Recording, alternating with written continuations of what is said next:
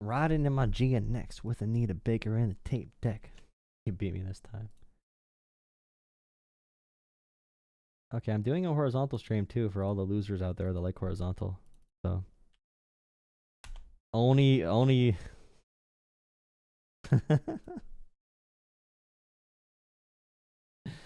You won't be surprised to see that the only person in horizontal is Van Dread, by the way. No reason to be surprised there. Okay. Let's do some reactions. I saw another Tim Pool clip I was gonna react to. Oh, my back. Oh, my neck. Oh, nice. Okay. It looks like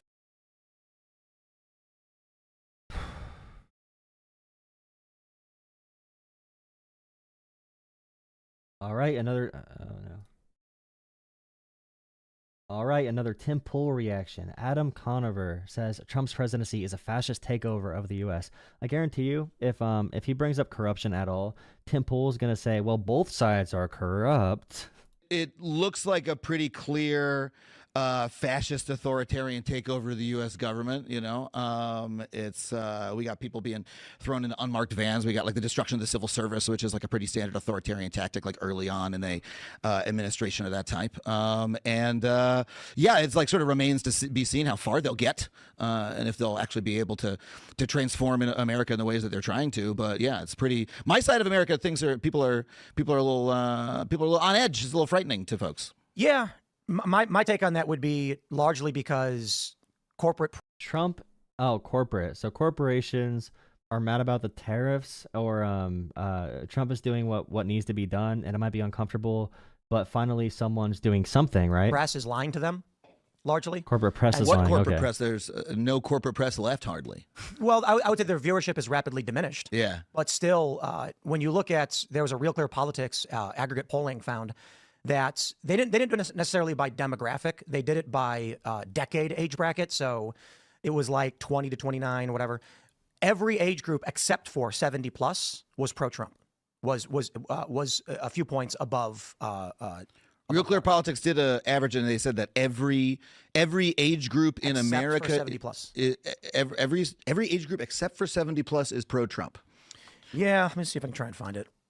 And this is contrasting to like all the approval rating stats I've seen happen. The argument is, okay, if you watch a legacy media, you're going to be more anti-Trump. And I would argue that legacy media, although I don't like, obviously I don't like legacy media, but legacy media is on average much more factual than independent media.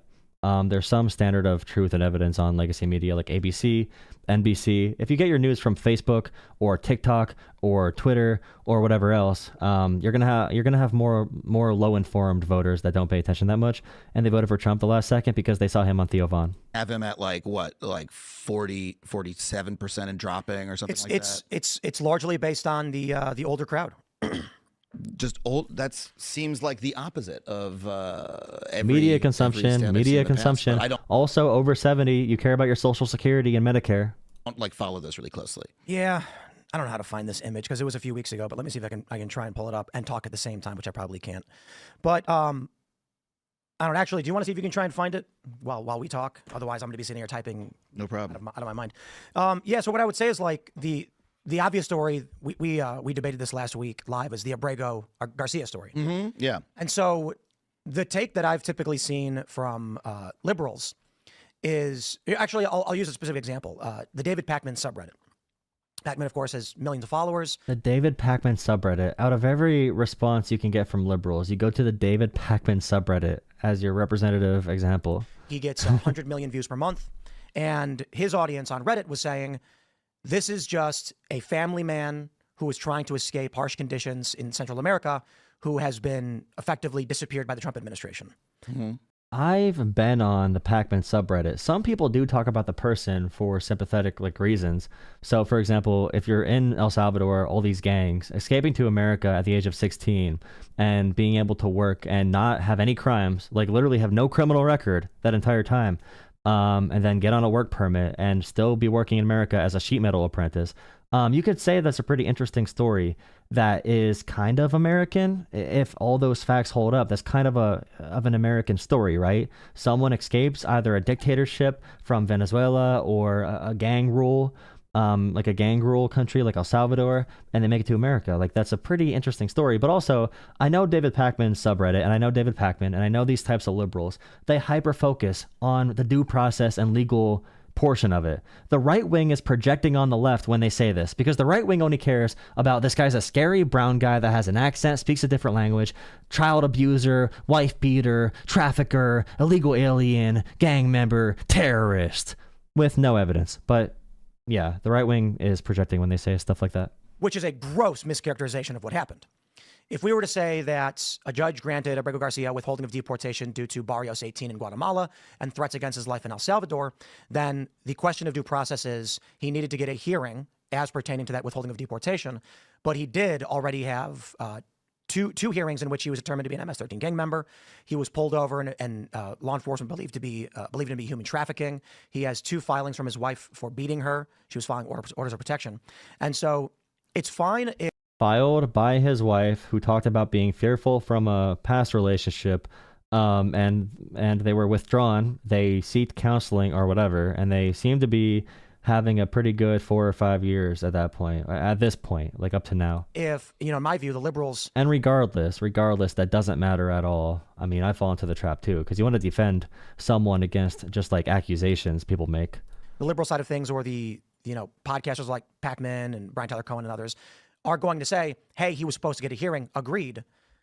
But it is a gross mischaracterization. So when you mention that, people on the left are on edge, I'm like, yeah, well, they think that a guy who lives in Maryland who was working like a regular union job or whatever just disappeared one day, as opposed to a guy who had gone through several hearings, was arrested with MS-13, had symbols on his hand that...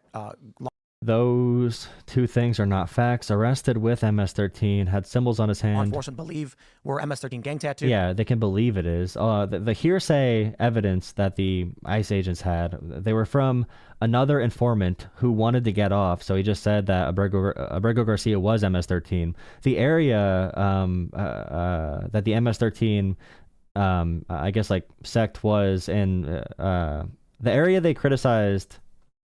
What's the way to word these? My words don't work. I'm a stupid liberal. They accused Abrego Garcia of being part of an MS-13 group that was from New York City. Okay, he never lived in New York. And also, the cop that made these accusations was, I believe, dismissed or arrested a couple weeks later for paying off a sex worker. I'm pretty sure. And so the real question is, and lying constantly. What was the error in that deportation? On the right, it's legally called harmless error, in that he didn't get a hearing as to the withholding of deportation. It's illegally called harmless error, bro. However, he wouldn't have got it approved anyway. So the answer now is a formality. It's paperwork. It's a Zoom call. Formality. It's no, it's not a formality, because he would be sent to a third country, not El Salvador, and especially not to a torture camp in El Salvador. But people on the left, the liberal side of things, they think that this is a working class family guy who's vanished one night, an American citizen. And I think it was actually Hassan. Well, people don't think he's an American citizen. I mean, they're up to speed on like Hassan Piker thought he was from Maryland. Legit. Oh, and so okay. He is from Maryland. Okay, once you live in Maryland for 5 to 10 years, you work as a union sheet metal apprentice. Okay, you're a member of your community, your kids in Little League sports. Like, you're a resident of Maryland. You're not a citizen, but you are a resident of Maryland, bro. We're talking, and I know it's not you, but this is like the 7th biggest live streamer in the country. Almost every single day, Hassan gets 50K. And again, it doesn't matter. It really does not matter. None of this matters. Trump violating the Supreme Court matters. Trump taking away due process rights matters. Trump wanting to suspend habeas corpus is what matters. He actually said on his stream in response to the comments I made at the White House, what do you mean he's not from Maryland? Are you saying he's from D.C.? He's from Maryland. No, he's from El Salvador. He only lived in Maryland for a few years. Okay, I mean... Oh, man, dude. You are not from Maryland. It's like, okay, I lived in Pennsylvania, and now I live in Ohio, and I'm on a trip to South Carolina, and I'm at the beach, and they ask me where I'm from. And I'm like, oh, I came from Ohio. And they go on my Facebook, and they say, you lied to me. Like, what do you mean? You're not from Ohio. No, I came from Ohio. I've been there 10 years. but you were born in Pennsylvania. How dare it? It's just so stupid. You would never talk like this, bro. You would never talk like that about any person. It's so I mean, so that guy dumb. talks for 8 hours a day. Like, you can parse any particular For sure. statement, but like, I mean, that to me, everything that you said, first of all, half of it sounds unrelated. Like, he's had past interaction with law enforcement, like domestic violence and stuff like that. To me, that's like neither here nor there. It's like character stuff. I don't really give a shit about like the character of the guy, and I didn't think that was a big part of the story. It was like the fact that he did not receive due process before being rendered to a prison, like this bizarre prison in El Salvador. Like, that's the strange part. That's right? El Salvador's government with an El Salvadoran citizen. That's not our purview. I mean, he's like sent directly to this like gigantic complex. It's in a like highly public way, in a way where like the administration is making a is mocking him in multiple pictures, multiple memes, AI generated memes, making little AI videos about him, completely slandering him. The president holding up a piece of paper that's obviously not even photoshopped. It has MS Paint letters on it, and the president himself is too senile. He's too senile to know that the image was altered. And they're using that as justification to not follow the Supreme Court ruling. It's just insane. a show of their refusal to follow the law. It's bizarre to witness, and like the sort of narrow legalistic. Oh, he had a hearing. He was da da da da da da. It's irrelevant to like the purposeful spectacle of the Trump administration. Sending this guy who they admit they should not have done this, but they're like, we don't give a shit. We're doing it just true. They broke the law and they're bragging about it. Okay, if they can break this law and brag about it, that's the only thing that matters. They broke this law. They broke this constitutional right afforded to all persons in the U.S. They're violating this 9-0 and 7-2, the Supreme Court orders. They're violating all these different things. If they can violate the law in this scenario for this person based off character assassination and based off the president and other media pundits saying this person's a bad guy, then they could do that with literally anyone. If they want to violate your rights, just make a coordinated propaganda campaign to say you're an evil person, okay? Plant information about you that says you're a bad guy. They can violate your rights and ship you off to El Salvador, and it doesn't matter anymore. American citizen, not a citizen, whatever. That's the only point that matters. Because we hate guys like this, and we want like even people who are in the country legally to, be afraid and to self-deport. Yeah. Like it seems like the only justification is purposeful cruelty for doing I don't think they call on any legal immigrants to self-deport. They're calling on illegal immigrants to self-deport, offering up $1,000 if they do. The guy had a legal status to be in the country. He did not. Yeah, it is a legal status. If they're doing no due process at all, there is no way to determine who is a citizen, who's not a citizen, who's here under asylum, who's not under asylum, who's here under a work permit or a visa, or a green card. There's no way to check for that. That's why they detained American citizens. ICE has detained American citizens already for weeks at a time because they had an accent and they looked brown. So they detained them. Like, this is happening to American citizens. We're one plane flight away from the Alien Enemies Act rendering an American citizen being sent to El Salvador to a torture camp. That's not true. And the Trump admin can say, well, it's foreign policy now. We took this person and made even though it was illegal, it's foreign policy now. And although we're paying El Salvador to hold these people, we're paying them millions of dollars for this prison. Oh, it's foreign policy now and under the jurisdiction of El Salvador. Donald Trump, oh, he's so tough against Canada, so tough against Mexico, so tough against Greenland and Europe. He could say all these mean things about our allies. When it comes to Russia, oh, Russia, we're poor little America. How can we tell Russia what to do? We have no tools to tell Russia what to do. El Salvador? You mean we have to say El Salvador has a GDP lower than Atlanta? Atlanta's a bigger economy than El Salvador. How can America? Trump has made America so cucked. It's crazy. Withholding of deportation isn't legal status. Withholding of deportation. He was on a work permit. It means he was ordered to leave the country, but the U.S. was barred from sending him to El Salvador, specifically because Barrios 18 in Guatemala had threatened his family. So the question as to due process was work permit. This is why I think the actual legal standard is called. Abrego Garcia met with the proper DHS. Okay, sources, okay, ICE sources, whatever, okay? He met with them yearly to renew his work permit. He was here under a legal work permit. He was not here illegally anymore. Of harmless error.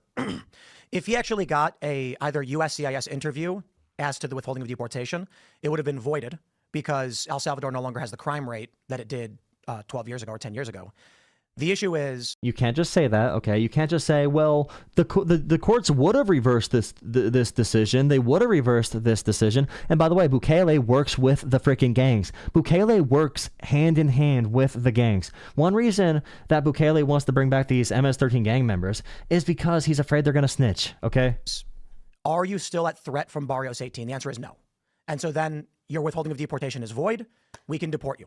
The issue is that for deportation of someone like Abrego Garcia, he has a home country, El Salvador. He has a withholding to that, to El Salvador, withholding of deportation because of a gang in another country neighboring El Salvador. We can't deport him to Venezuela. We can't deport him to Mexico.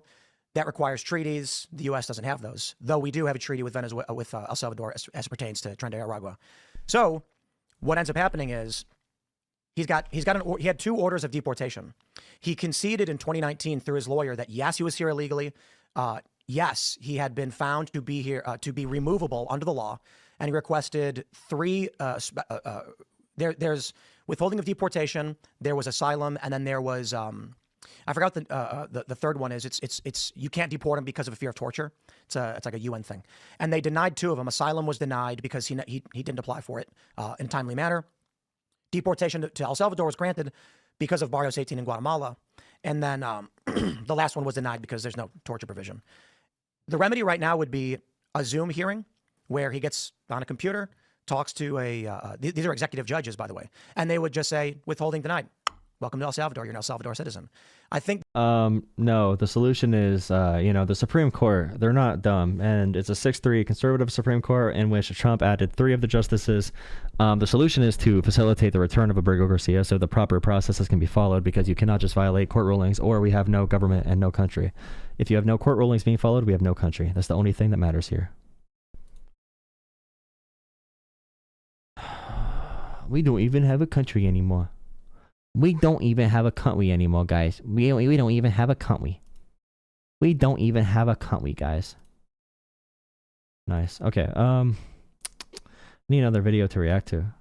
Emma Vigeland shuts down Tim Pool. This guy's an idiot. Tim Pool. What? White genocide. There's a white genocide happening. Where? Where's the the white genocide happening? Okay. Is someone going to call in? You can call in too. You could be my final caller, guys. Thank you for all the donations. Thank you for all the support. Yeah, all that stuff. You can call in right now, buddy. Here you go. Call lines are open if you want to call in. Call in. Sure thing. Why not? Or I can react to Charlie Kirk. Yeah. 7.5 million U.S. businesses, from restaurants to mechanic shops to real estate. What is this? I don't want to watch this one, actually. I don't know anything about environmental issues. How could I talk about environmental issues? Wait, Charlie Kirk cooks full who says tampons are DEI?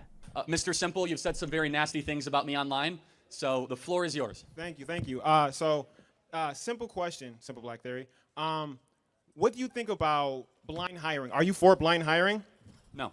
No. So why not? Because blind hiring, for those who don't know, is based on merit, where you don't No, it's not. So what's blind hiring? Blind hiring would be that you do not put the race actually when you submit for, you don't even see the person when you interview them for a job. No. That's one part of blind hiring. There's Okay, multiple so- ways to do blind hiring. But at the end of the day, blind hiring is exactly not knowing the person's race, age, or gender. That's based on merit. Like you said, you want merit, correct?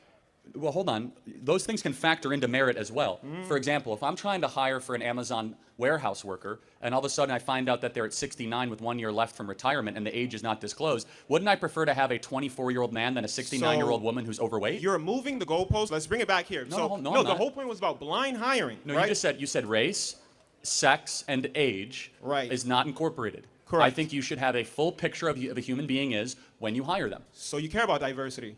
No, actually I don't. Why? Because that's basically merit. You're focusing solely on merit. You said you want No. meritocracy. Just to be clear, if diversity happens naturally through meritocracy, great. If all of a sudden we have That's people DEI. that, well, no, it's not. DEI is by force. So let me DEI explain that. No. Go ahead. I got to interject. Go ahead. DEI is that we are going to forcibly make an institution more colorful. Right. We're going to forcibly make an institution more black. Where if all of a sudden, if half of Texas A&M was black because it was all on merit, praise God, that's an amazing thing. It doesn't matter. If all of a sudden, for example, if the NBA is 75% black because it's on merit, great. terrific. If the NFL is half black because on merit, we don't want to force race. We want excellence and meritocracy over race in every possible circumstance. Right, yeah, my turn. Okay, so let's get... Meritocracy wise, why are all the black players, all right, dominating these sports in basketball and football, but the coaches are not representing that at all, and the ownership is not representing that at all? Although some of the black coaches are some of the most successful coaches of all time, like Mike Tomlinson, for the Pittsburgh Steelers, or Tomlin, not Sin. Mike Tomlin for the Pittsburgh Steelers. Like, why are there not more black coaches? Why? Let's get into the NBA, for instance, right? Can we both agree at one point black people weren't allowed into the NBA? And then they allowed them to be in NBA. Wouldn't that be considered diversity? Wouldn't that be DEI in itself? No. It's actually the opposite. You see, you're mistaken, my friend. It's actually, we're getting rid of any racial stereotyping. What happened was actually a form. No, DEI is racial stereotyping. So what actually was before was a form of white preference DEI, which is white supremacy or whatever. And then we got rid of it. We said, we're not going to discriminate it. And the quality of play got better. Do you guys see the difference between the two? You see, it's very important. Well, no, actually, I'm talking to both you and the crowd, right? Actually, the NBA is a really good example of diversity, equity, and inclusion. Also, Jackie Robinson in the MLB, because with DEI principles, it would be removing barriers to hiring based off things like race. So, like we saw, for example, white people back then said that white people are great at basketball, white people are great at football, white people are great at baseball, and if black people could play, they would. Obviously, suck. I mean, come on, white people are superior in these ways, and black people. Like we would never want to play with them. They were scared to integrate, and white men were scared to be embarrassed by black athletes as well. But then you have, DEI, and you say, well, guys, we're going to do forced integration. So now we need to have black players in the league as well. You see the NBA be dominated by black players. You see NFL end up being dominated by black players in certain positions. You see the MLB get a lot of players from around the world. A lot of countries in like Central America have some of the best NBA players of all time, or from different nations that were never pulled from before, that are going to be people of color. So DEI in those environments did remove barriers to hiring to make sure we had everyone have an equal playing field from all communities to get into these sports. But they were making the same arguments about, like, okay, why are 90% of Fortune 500 CEOs white men? Why are 90% of Fortune 500 CEOs white men? Is it because white men are the only people that deserve to be CEOs? Are white men just that good at being CEOs that they make up 90% of the Fortune 500 companies? I'm talking to both, right? So what ended up what you want is you actually want to bring back a form of how Major League Baseball and the NBA used to work before we desegregated. So we can agree that Executive Order 11246 is what basically brought in DEI, correct? I think that might be it. Is that the affirmative action one? I don't know. No, it's not the affirmative action. It's for DEI. So within that executive order, where does it say that they're solely focused on making people get into jobs? For instance, like United Airlines, right? You mentioned that, well, let's pause that. I'm going to get to here. So for an example of DEI is basically your daughter, right? She decides to get a job, right? And unfortunately, it's that time of the month. She goes into the bathroom. Calm down. She goes into the bathroom. Stop. She's going into the bathroom. You're losing the audience, man. I don't care. I'm talking to you. So she goes into the bathroom, right? And she goes into the bathroom and gets a tampon or a pad that's been given from the job. That is DEI. That is literally, yes. Yeah. You don't know. That's great. So if you don't know, DEI. By the way, women having tampons in the bathroom, that was not always there at all. That did come largely from DEI initiatives, with companies needing to accommodate people from different backgrounds. So women in this example, if you talk about people with disabilities, maybe providing accommodations to hire people who have disabilities. Okay, so yeah, tampons, they're laughing about this, which conservatives do a lot. They're laughing about something that's a very basic fact. Companies before, they did not care about giving women tampons. I promise. Interrupt me so he can win. Go ahead. You want to do that, right? Or be quiet and we can talk. Thank you. So, right.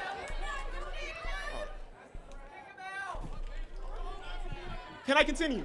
Thank you. Kick him out. Nice. All right, so. Kick him out. Yes, because in Executive Order 11246, they say that DEI is focusing on a safer environment and a more equitable environment with. Yeah, honestly, so like in the mid 20th century, mid 1900s, tampons were used widely. Women had to bring their own, and public bathrooms did not provide them. They were only offered on a coin-operated machine basis. But now workplaces and schools began offering free or low cost pads or tampons in the 90s and 2000s, and this was this was like here and there depending on which organizations decided to do it. In the 2010s and 2020s, driven by there were equity movements. These were called equity movements, menstrual equity movements, which conservatives would hate. These movements demanded institutions provide free tampons and pads in restrooms as a DEI and health equity measure, so that women who go through periods, which is something they suffer through that men don't suffer through, could have more accommodations for more equal opportunity, okay, for a more equal workplace with more removed barriers for them. Like, tampons is actually a really good example of a DEI policy that came from an actual social justice movement pinned on equity. Like, conservatives hate facts. I'm telling you. Within the workplace and the hiring process. Let's look at Google. Google actually does DEI. You know how they do DEI? Give me an example of, do you know Google's DEI? I'm pretty sure you don't. And they shouldn't, of course not. In What is fact, their DEI initiative? I actually don't know the specifics because I don't know every company specifics. However, let me ask you a question. When you're hiring somebody, would you rather hire someone that's Here, someone in the comments just said, why are women entitled to men paying for their pads and tampons if they're so independent? See, exactly. So, why are men forced to pay for women to have tampons? In my opinion, it's okay. I'm okay with helping pay for tampons in bathrooms because I want women to feel comfortable. Women go through something men don't go through. And if men disregard that, men are being little babies who don't care about merit at all. Men are just having a better time because of, for default. I know some men act like they have cycles, but going through a period can do a lot to women athletes and women in many different sectors. A lot happens to your body during a period, especially if you don't have birth control to help suppress it. Periods can be pretty bad for a lot of women. Why should I have to pay for it? We don't need to. I don't. There's no argument I don't think there's an argument we need to. It's not a human right, but I think it is right to do, and it's good for us. It's good for us to do, and that's one example of equity that I would say is a very beneficial thing.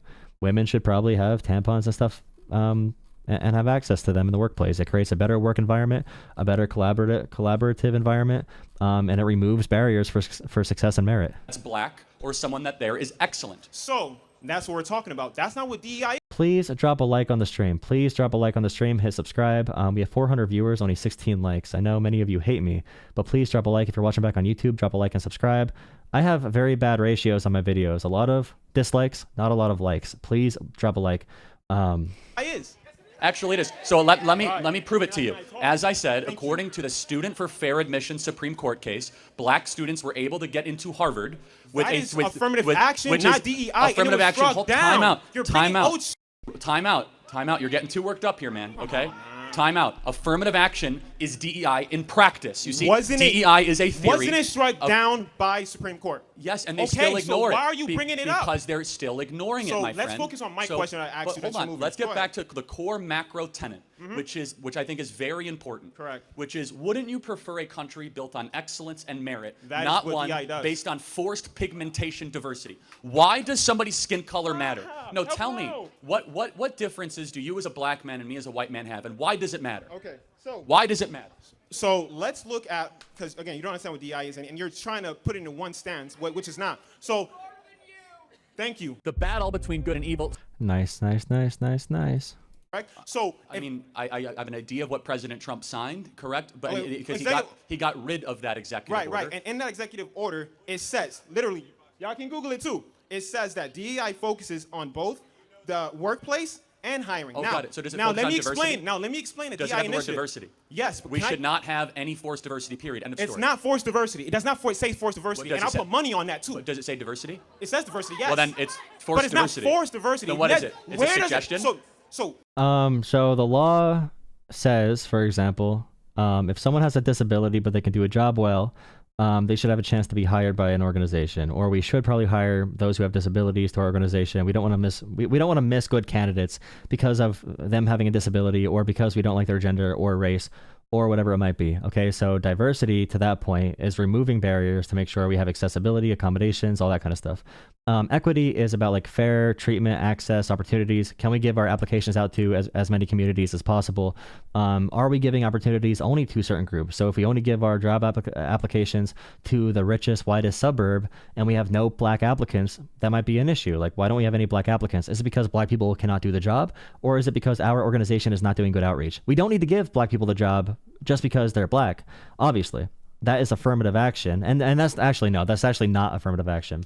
But affirmative action does take that into account to like boost someone's resume for hiring, for many different complicated reasons, which I'm not going to get into right now. But affirmative action is different from DEI, and just providing equal treatment, access, and opportunities. I will keep that mess up in my video for YouTube, by the way. I'm not going to hide from my mess ups. I misspoke. Inclusion is just about people feeling welcomed and valued. Okay, so some people take that to a more radical end. Some people have a very radical perspective of like microaggression training, and some people just say like, hey dude, don't be a dick. So DEI does not inherently mean racial quotas or affirmative action. Now, if you say affirmative action branches off of DEI, then you would need to say, okay, in which instances is something affirmative action versus DEI? Because DEI is a key part of the civil rights movement and civil rights law from the 1960s in LBJ. All right, that entire movement, like DEI is a big part of that.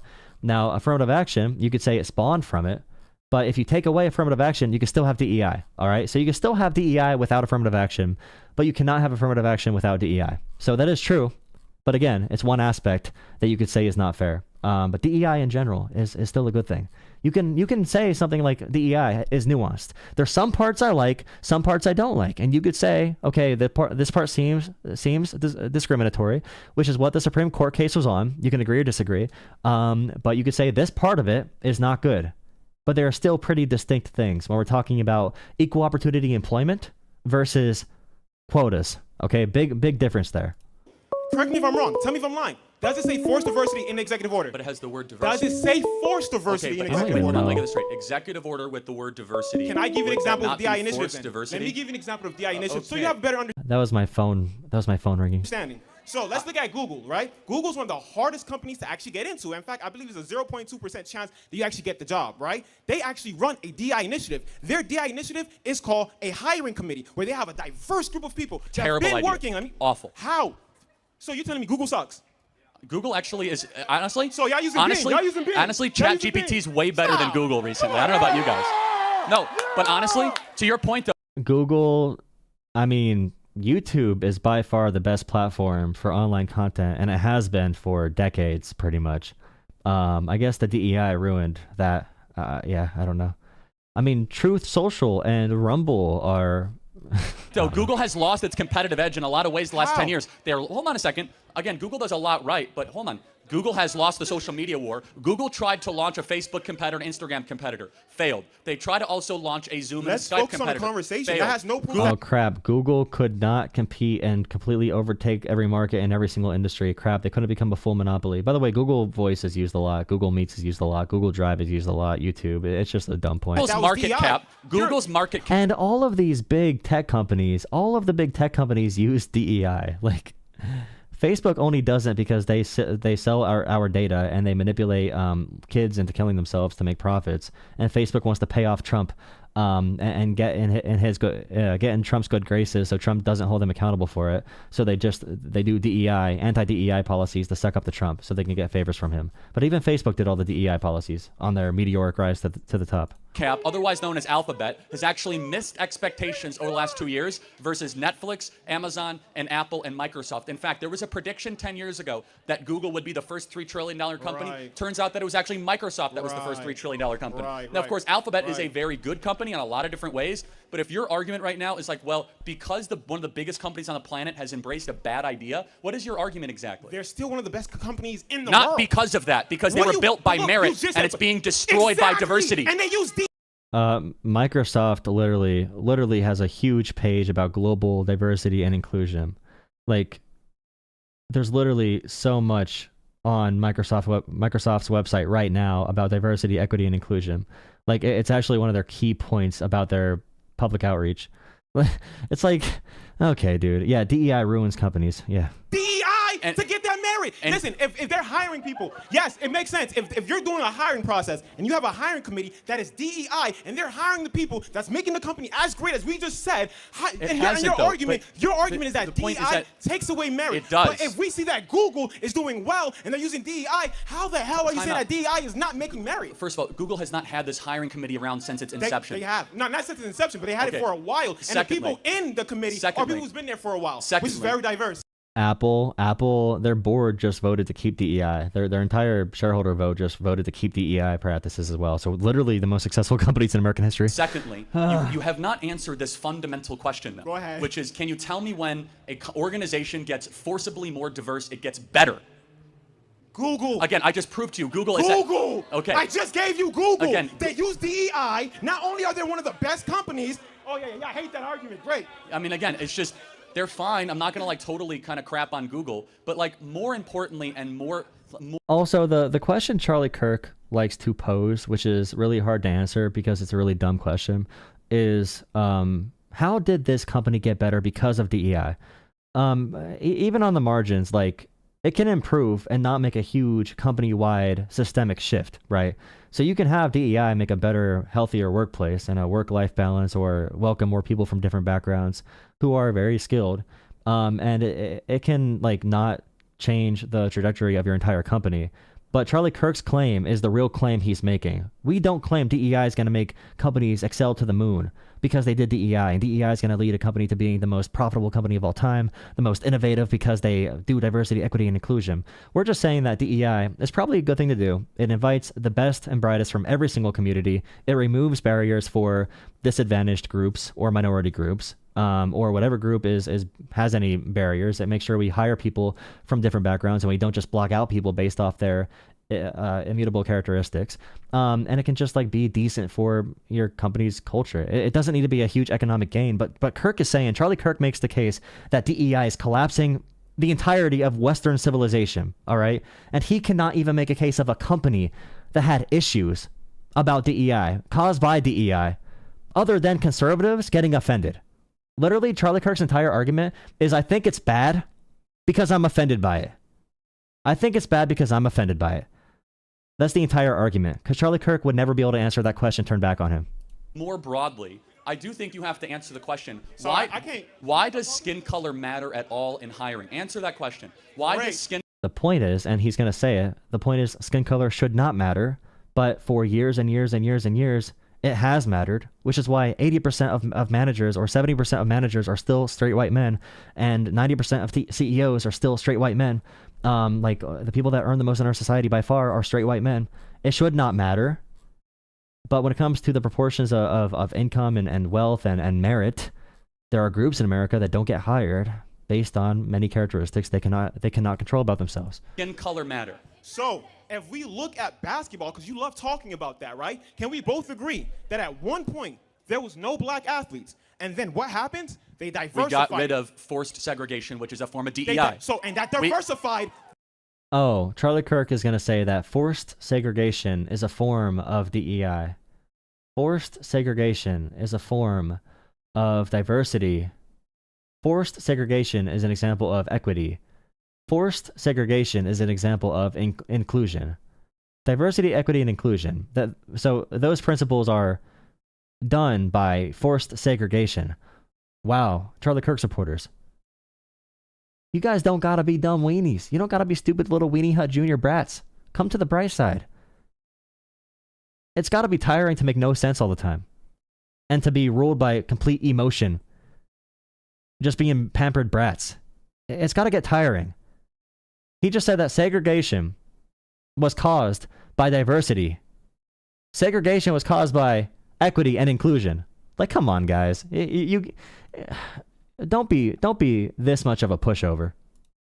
The basketball, Because right? it was based on merit. Was it diversified? Yes, but not by Thank force. you No, hold on a second. very much. Hold on, but if your argument is that if you want to make things more merit-based, then let's do it. It is more No, merit-based. hold on a They second. made it diversifying. They diversified Man. basketball, bringing black people who are good in it. Nothing you're making saying. it diverse. Nothing you're saying is making any sense. Oh, okay, I bet. Because what they did. Of course is you don't. The NBA went to pure merit, pure excellence. Are you good at this? That's all they cared about. They allowed black people in, right? Exactly, because prior. Okay, then. Hold on. Because you know what they had prior was a form of racial stereotyping.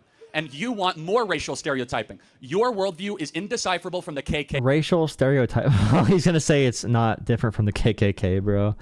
Oh, give me a break. A lot of DEI goes to white people, by the way, from rural America, a lot of veterans, a lot of people who have disabilities. Like, a lot of white people benefit from DEI programs. A lot of white women as well, white women especially, but white men too. But yeah, it's the same as the KKK. Yeah, the KKK, all right, the KKK were fully in line with Black Lives Matter. The KKK were fully in line with diversity, equity, and inclusion. That's their argument. The KKK said, we want more diversity, dude. KK. So what you want, it's indecipherable because you are race obsessed. I am not race obsessed. No, you talk are, about the though. race. You talk are, about race though. more than the Grand Wizard of the KKK. Right. Because I'm you. the Grand Wizard of the KKK. Well, think about it. Yeah, I said your worldview. Think about it. Yeah. Because you're around talking about race all the time. I'm talking about character. Which of You us? talk about race all the time. You literally said DEI is based on race when it's not. Because It's I'm DEIA explaining. with accessibility. Man, you're getting Meaning- really upset. My bad, You you're should right, take because a you keep pause. lying. For instance, right? I've been trying to say this. DEI, one part of DEI. Okay, I'm pausing a lot. I know I pause a lot. Yeah, I'm sad. I'm sorry. I'm sad. I'm sorry for making you sad. I am sad. I am pathetic. But also, like, remember Charlie Kirk and all these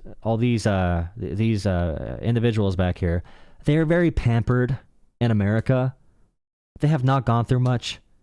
A lot of frat boys, all right, sorority girls from very privileged campuses. They've never gone through anything. So when you talk about like issues in America, these guys are going to laugh at you, all right? The big game here when doing public appearances with Charlie Kirk is to care about the people watching, all right? The people that the propaganda here can reach. People that do go through things in life. People that do want the best for their neighbors. People who truly are not racist at their core. Maybe they have some stereotypes and maybe some bad biases, but we have to reach the people that they're trying to reach with their propaganda, all right? So when they act all smug and whatever, just remember, they don't go through anything. Gear your messaging towards the person watching both of you talk. You want to be the person that comes out on top based on your moral fortitude, based off your facts, based off the vision of the future. You want to sell based off the way you carry yourself, all right? Don't pay attention to these really smug weenies, all right? These weenies don't know much about the world. But there are people that do, and we have to make sure that Charlie Kirk and his propaganda machine do not ruin this country. We have to go reach out to people who are not currently involved. There's no point trying to debate. We're not going to debate Charlie Kirk out of his position, all right? It's all a performance for the people watching, and you want to reach them. DEI is literally giving women tampons or pads at work. Oh, yeah, you're laughing because you don't know that. Giving Listen, women Charlie- tampons is a form of DEI. Yes. Yeah, it 100% literally, explicitly came from DEI programs and equity movements because men did not want to pay for women to have tampons. I promise you, men did not want to buy women tampons. Men bosses did not want to buy women tampons. Women had to pay out of vending machines. They had to pay a couple quarters, which was a lot of money back then. They had to bring their own tampons. Tampons and pads in the bathroom are 100%, all right, a barrier being removed for a minority group, okay? You can say women, okay? Is being removed for this group that has periods, okay, and menstrual cycles. Men, all right? Men do not. Women do. Men did not want to give women that thing to remove that barrier or issue that women might have because they have to buy pads and bring them to work and remember them and all that kind of shit. If a woman starts her period at work, she might be screwed. Men did not want to do that. Men did not want to do that. It literally is DEI. It's DEI. And they're laughing at it. You're laughing? You're laughing. Really? Yes, it is. You know why? Let me explain. Yeah, y'all know. I got you. I'm about to explain to you guys. So basically what happens is, the reason why we have DEI is the fact that in a job location, right, they want to hire more people diverse. So what these initiatives, these goals, these aspirations that they're doing is trying to bring more people in. For instance, like if, what's that store? Trader Joe's, right? They let people sit down while they they bring stuff in. They help disability. That's DEI. That helps disabled people get a job at Trader Joe's. But what you're telling me is that we are not allowed to tell people that for like onboarding. Onboarding in itself is also DEI. When they explain to you sexual harassment, when they do all these things, when they make it more a safer place, that is DEI. And what you're saying is that the workplace shouldn't be safe. What you're saying is that more companies should have discrimination lawsuits. Let's get back That's what DEI let's stops. get back. Discrimination lawsuits. DEI is racial quotas. End of story. Give me one racial United quota. Give me one. Airlines. I Googled that. So go yeah. ahead. Oh, I Googled it. Okay, great. Yes. So go ahead. Continue. What did United Airlines announce? Because you know what I said about black pilots. What did they announce when it came to pilots? And why should skin color matter when you board an airplane? So just to remind everybody, it's Charlie Kirk's idea. He basically, stop talking. So Charlie Kirk basically. Ooh, that's very misogynist. That's not very DEI of you. All right, let me finish cooking. So, right.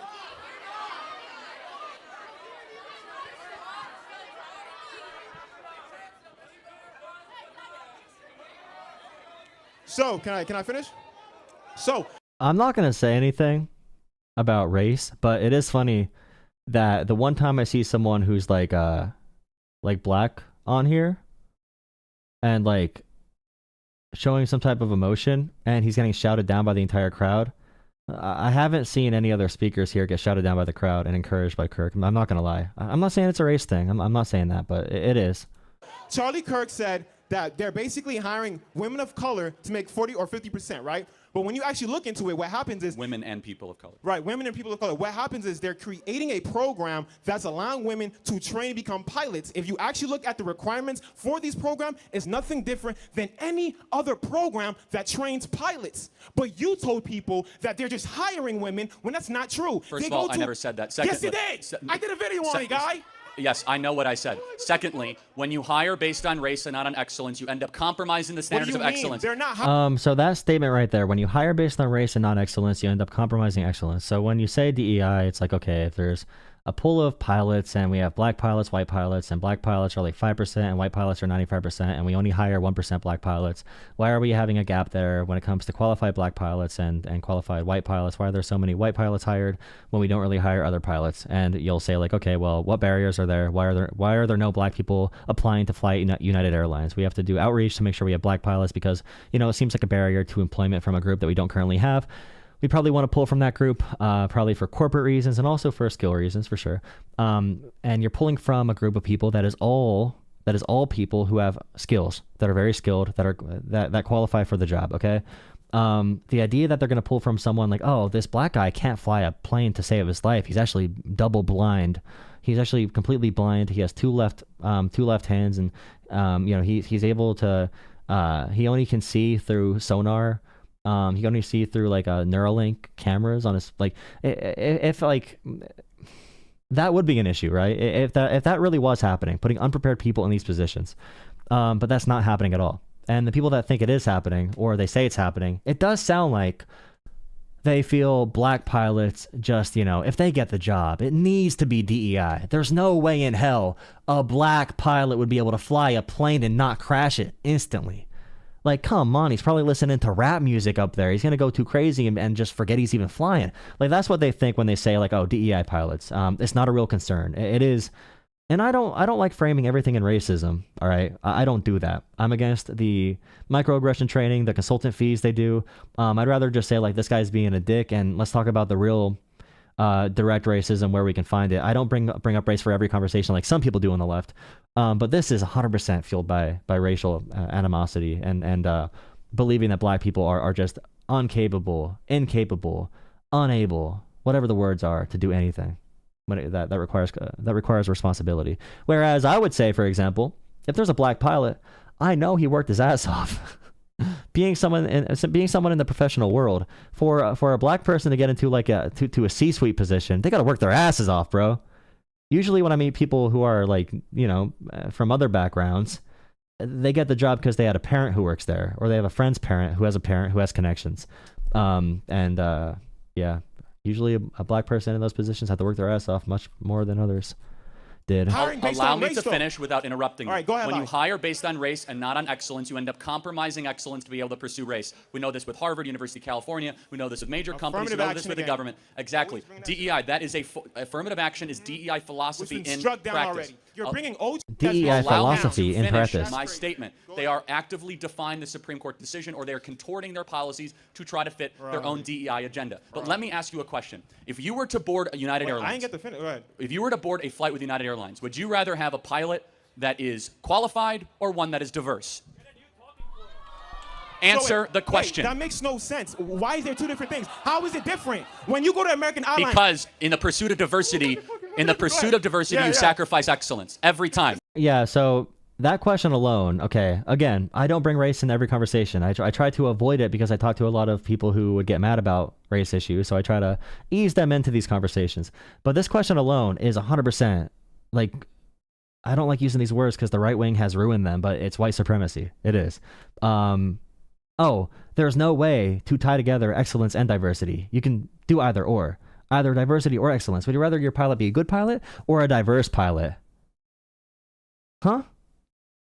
Would you rather your pilot be a good pilot or a diverse pilot? Good or diverse? And you could say, why not both? And Charlie Kirk says, well, if you want diversity, you inherently are going to trade excellence.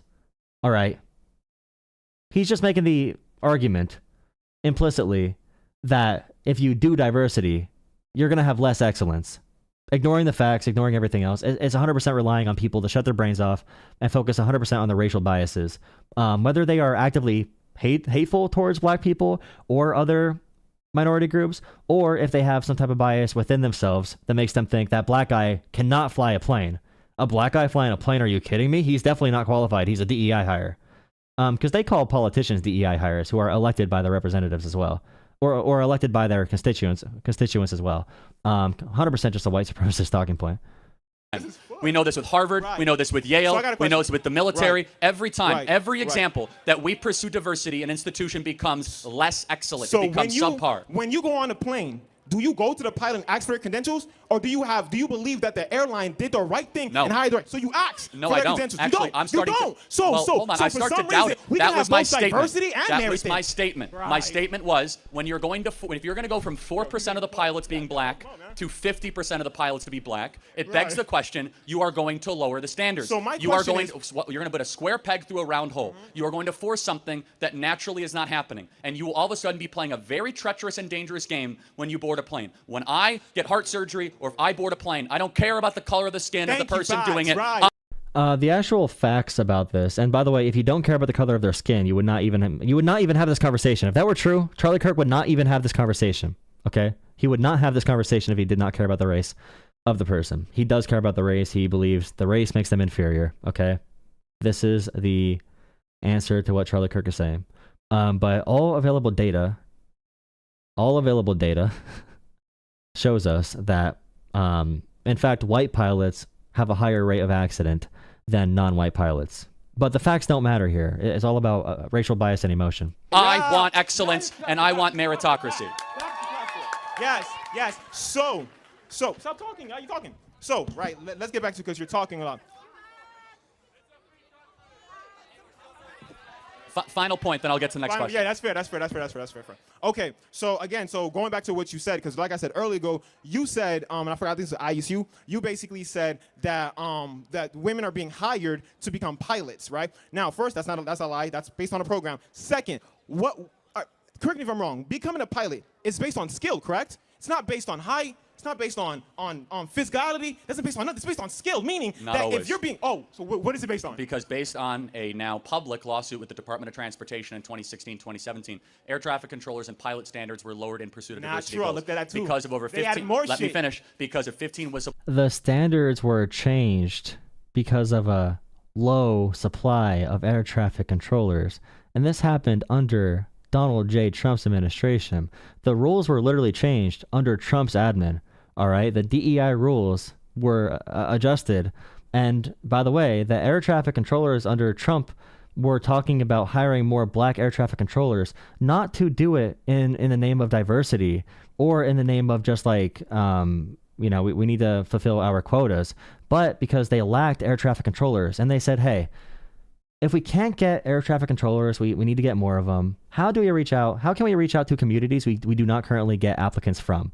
So then you might launch an operation that says, hey, we're going to target women to be pilots or air traffic controllers. We're going to target black people to be air traffic controllers. We're going to target Hispanic people. Maybe, by the way, white people, whenever there's an ad with Wrangler jeans and a camo hat, and there's this burly guy, and he's like, I care about supporting our law enforcement. Like they're literally using propaganda on you to recruit you for the military and stuff. So that's an example of like DEI, but they're using it to just say we need more people, more skilled people to fill up this shortage of labor.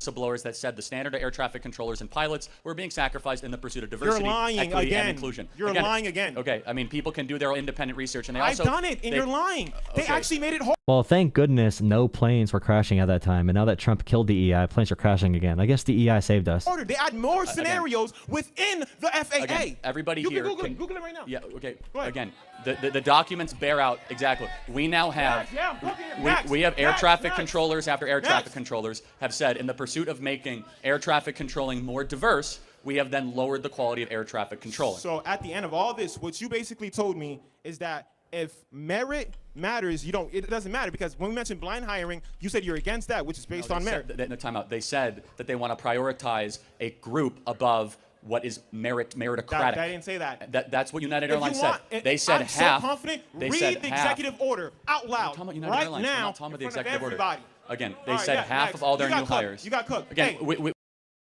Let's see. Was there a air traffic controller whistleblower situation? What years? In 2016, 2017. I'll take the phone. If I have over 400 viewers, I'll take a phone call. We have 300. I'll take one phone call. Please drop a like and subscribe. Please donate to Jolah Talks Politics. Really appreciate all the donations. Help me keep the channel going. There were allegations from a whistleblower 2017, 2016, or 2016, 2017. Procedural issues. What actually happened here? Okay. Safety. Whistleblower raises concerns. Safety. Air collision. Notified White House. Changes. New procedures for moving planes from one controller. I don't see. There's nothing on that safety panel being tied to race. Again, Charlie Kirk is lying again, dude. But his audience doesn't care. They really are just pushovers and really pathetic individuals. So it's not like they really care about the facts of it. It's whatever. All right, I could do one caller, I guess.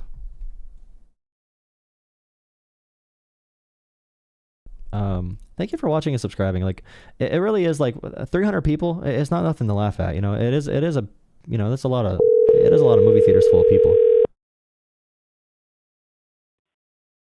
Hello. Howdy. Hi. Is this the Jolah? Wait, the Yep, this YouTube is the guy Jolah live? Talks Politics thing. Yeah. Yeah. All right. So, like the whole DI thing and that video you were reacting to, I have more of a unique perspective on it because just got done serving at the reserves.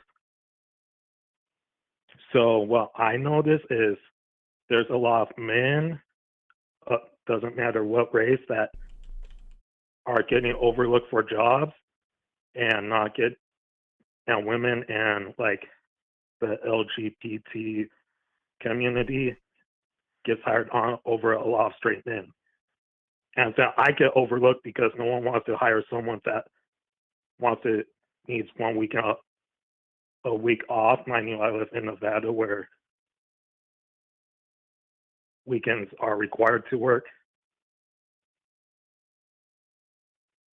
So with the whole DEI thing, I'm not noticing it based off of race. I'm noticing it based off of like military status, being discriminated against, gender, being discriminated against, and sexual orientation.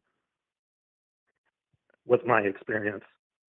Yeah, it could be, and that's the big issue with political conversations, is it can be really based on everyone's experience. So, like, in the fields I've seen, like, I always bring up how, like, 90% of Fortune 500 CEOs are white. And I would also not just say, like, them being straight white men isn't really interesting. The big thing to me is that they came from money, all right? Most of them did not really work for it. They were starting on third base.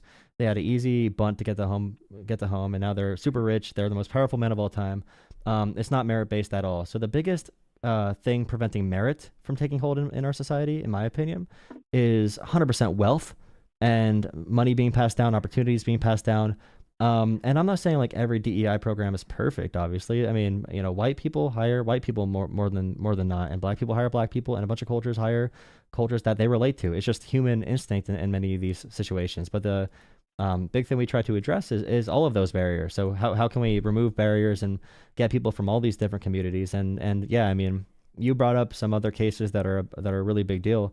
But the only thing I hear people like Charlie Kirk talking about are race, and even the Trump administration, all they talk about is race. They're not talking at all about like vets or about those who have disabilities or about women or gay people not being hired because they might be gay or something. They hyper obsess on race, and I think that's for a particular reason. I think it's because race is the most like the most politically advantageous thing they could focus on. Right.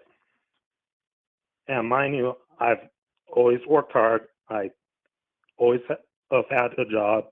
So from my perspective, with getting work and staying working, like white male that was raised in a single mother household. So that pushed me to not wanting to like live off of the system type of situation.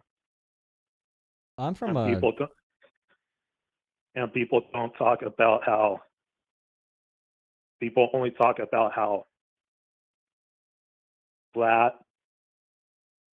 black Americans like deal with that situation, but it's not just black Americans, it's people from other races. Yeah, I mean, I came from a family that was like, a single parent and all that stuff, and poor family. So like, being white in a rural area, I benefit from DEI for like 100%. Like getting into college, there were kids that I knew someone that I roomed with. Like one of my roommates he was a billionaire. His family were billionaires who had a mansion on Lake Geneva. That was one of them. The other one like traded stocks and was really rich. I was from a shitty coal town.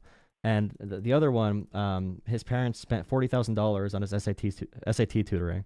So in my experience, like they were able to get me in because of a holistic admissions process where they look at everything I've gone through in life, the background I came from. Because like the billionaire's kid was not really smarter than I was, and not better at work than I was. But it's just like kind of how things work. Whoever has money, whoever has power is going to get all the advantage in society, which is another reason why it's annoying they attack DEI, because DEI hurts a lot of poor white kids too. It's not only, they think it's only going to hurt the black people they don't like. It's going to hurt a lot of people, a lot of vets, a lot of people who have disabilities, a lot of people from different backgrounds, and all it does is help the rich. Like these are all things that just help the ultra wealthy even more.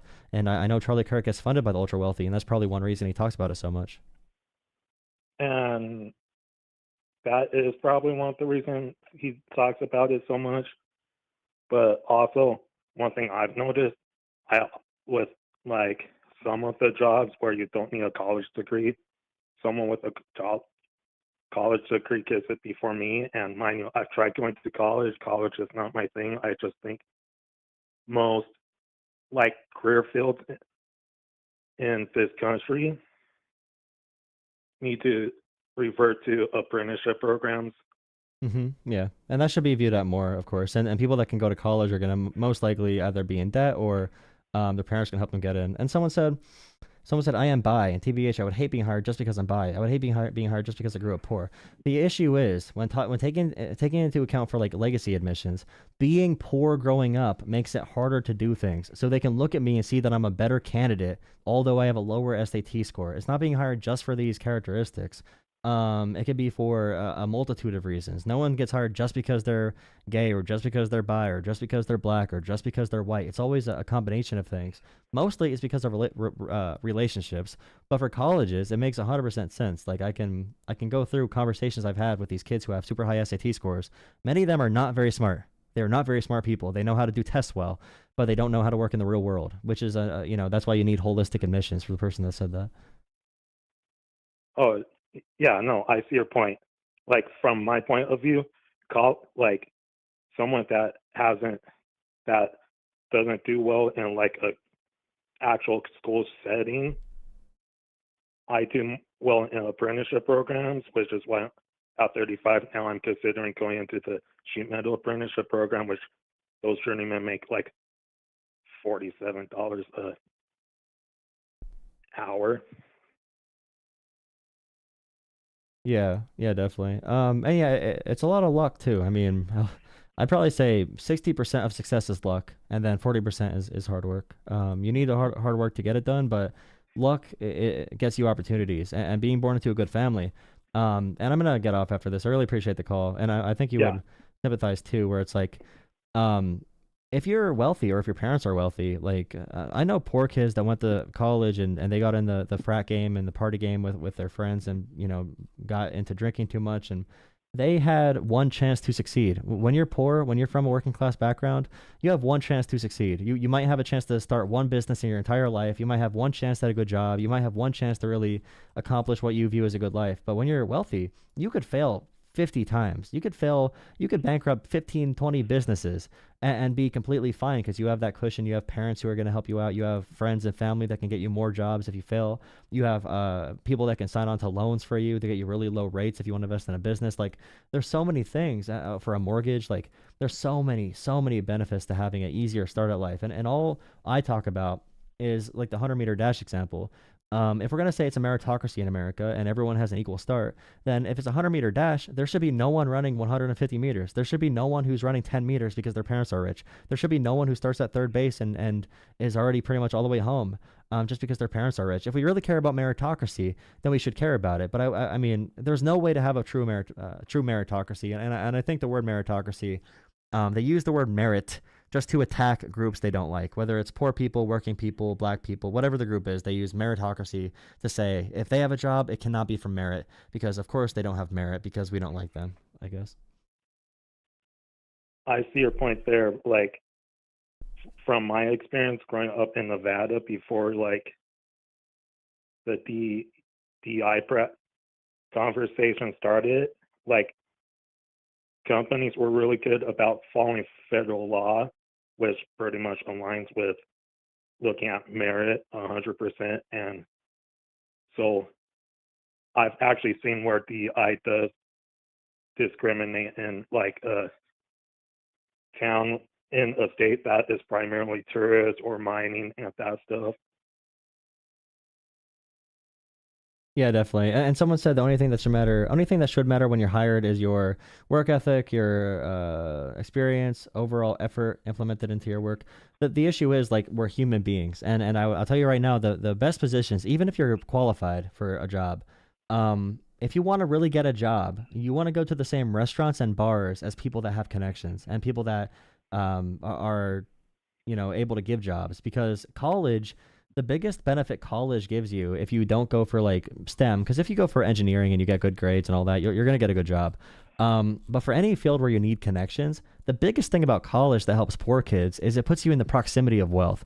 And if you're in the proximity of wealth, whether by birth or because you went to a college, you have such a huge benefit when it comes to your chances of being successful. So a lot of the value added from college is either because kids who go there are already guaranteed success because of their background, or you get a chance to meet rich people, and those rich people can then give you opportunities largely, or your campus has an alumni network, and the alumni network has a lot of jobs and opportunities. So even for that, like if you don't have a college, going to the bars that you know, if you want a job locally, going to a bunch of bars locally, going to the diners, talking to people, meeting people, going to community events and shaking hands and just getting like acquaintances like that. If you need a job, that's one of the best ways to find it. Then you have a community support, you have all these different listings, and then people get to know who you are, because you're not just like that random guy applying for a job. Now you're that guy who's known in the community. So in a bunch of different levels, this networking and overall community sense really matters. And I think it's good to tie it all together.